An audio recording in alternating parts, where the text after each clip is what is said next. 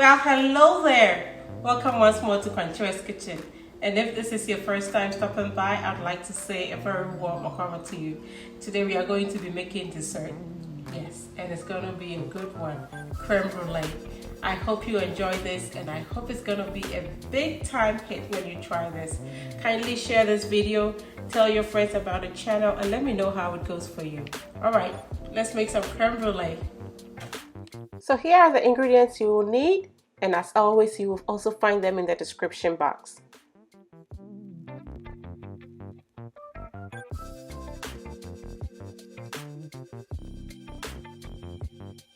I'm just gonna pour the whipping cream in here into the saucepan. We're just going to warm it up, not really cook it, just to let it warm up, and then we'll proceed. So creme brulee is actually custard with a burnt sugar film on top of it, and to make that you need just egg yolks. So I've cracked my 6 eggs, separated them, and I have the yolks here, added my sugar and salt, and I'm just gonna go ahead and cream it. So you want to cream this until it turns a lighter yellow color, just like it is about doing right here. And I think it's a good time now for us to check on our whipping cream. You don't want this to boil. Just when it starts to get warm and it has those bubbles on the corner of your pot, that is all you want. You want it to just warm up. And so at this point it is okay, and I'm just straining it because you know when milk cooks, the whipping cream is also milk. When it cooks, it's going to form a little film on top just like that, and you don't want that to be in your creme brulee. So I strained it to get rid of that. And now I'm just going to go ahead and gradually add it to the creamed mixture. You want to add just a little bit first, just to make sure that your eggs don't get cooked up. Even though the whipping cream is not all the way hot, it is warm and it can cook up your yolks if you add too much of it. So you want just a little bit first, just to temper your mixture, and then you gradually add the rest.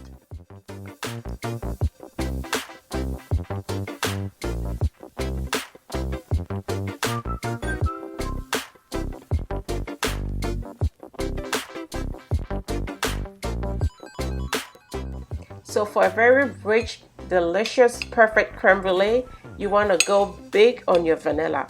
So you can use vanilla extract, but I am just going crazy with my vanilla beans recently. So that is what I'm using. I have about 2 inches of that, and I'm just going to go ahead and scrape everything, all those goodness, the tiny little specks that I'm so bananas about, and add that to my mixture just like this. And then just cream it to make sure everything is well combined. I'm going to add some lemon zest here. This is very optional. If you don't like it, just don't add it. Just a little bit to give it a little bit of lemony flavor. So just about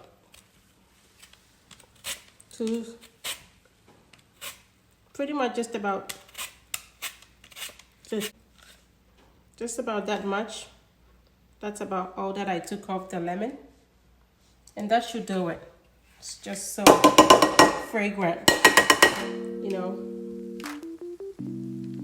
the lemony flavor of the lemon fruit is actually in the peel, so you know all the oils in there, it just infuses into your food.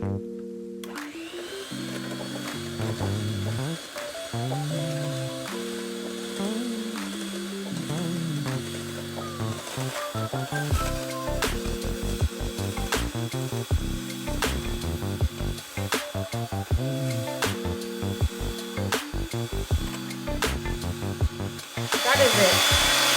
All done. Just simple. It has a little bit of bubbles, but it will settle down. So I'm just going to fill this up. You want it to come up as much as possible. So when the syrup is on it, it's all the way up. Okay. So I'll set my dish in a baking pan like that and continue filling everything else. So at this point, my oven is being preheated to 300 degrees Fahrenheit. I also have a pot of water on the stove top boiling because you need to make your custard in a hot water bath. So I'm just going to go in the corner like this. just stay right there in one corner. So I'm gauging with the little ones, of course, not this one since it's a little bit taller. And I think it's enough water bath. Okay, so this goes into the oven now. And this should bake for 30 minutes at 300 degrees. I think it's time to bring out our crème brûlée. So we're going to remove this from the oven and let it cool on the counter for at least an hour.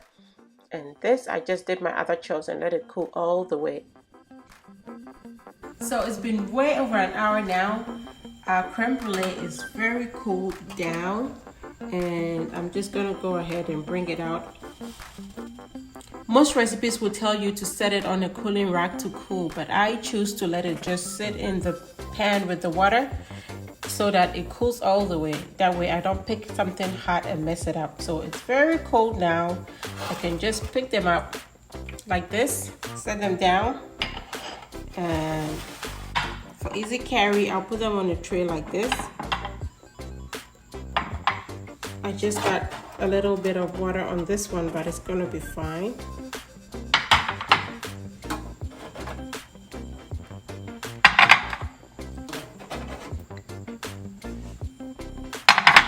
I'm just gonna cover this with some plastic wrap. These are the 6 that are the same size. They fit on this tray perfectly. And it's gonna go in the fridge to set more. The bigger one I'm just gonna cover on its own.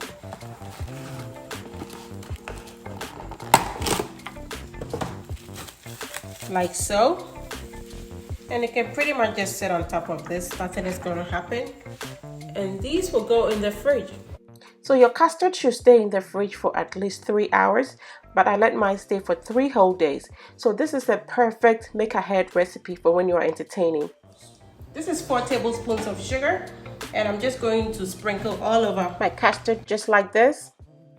And that sugar is what we are going to put a torch to it, burn it, and it's going to give you that glassy sugar film on top of the crème brûlée, the one that you want to go on it and tap, knock, knock, da, da, da, crack it open. And that is the joy. That is what makes this dessert so fascinating.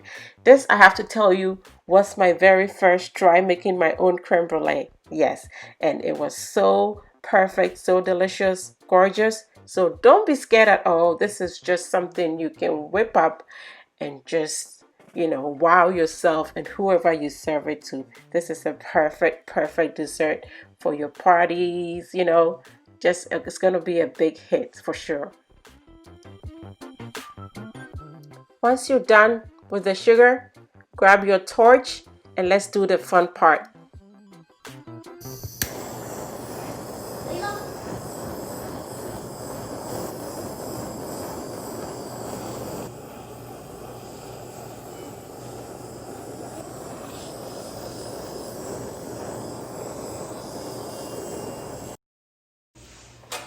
Alternatively, if you don't have a torch, which I'm not expecting everybody to have, you could just do this in the broiler. So we're just gonna go ahead and do these 3 in the broiler, under the broiler.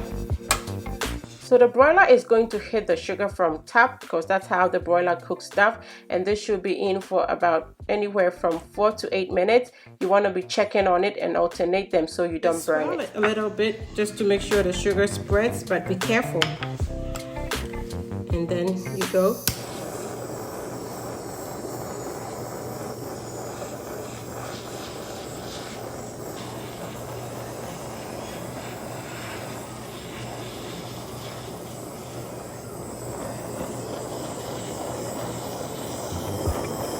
Well, how easy is that? A real masterpiece in the comfort of your home. This is like real fine dining in the comfort of your home at a price you cannot beat. And the ones in the oven, just look at them right now. Bubbly and just perfect. Bring it out of the oven, let everything cool for a while, and garnish or just present it just like that. But we don't do things anyhow. So we want it beautiful, just like this. And now just listen to this.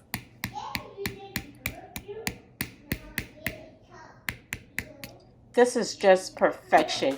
Try this. I know you will love it. Thanks for watching. And until I come your way next time with something delicious, be loving, be kind, be happy.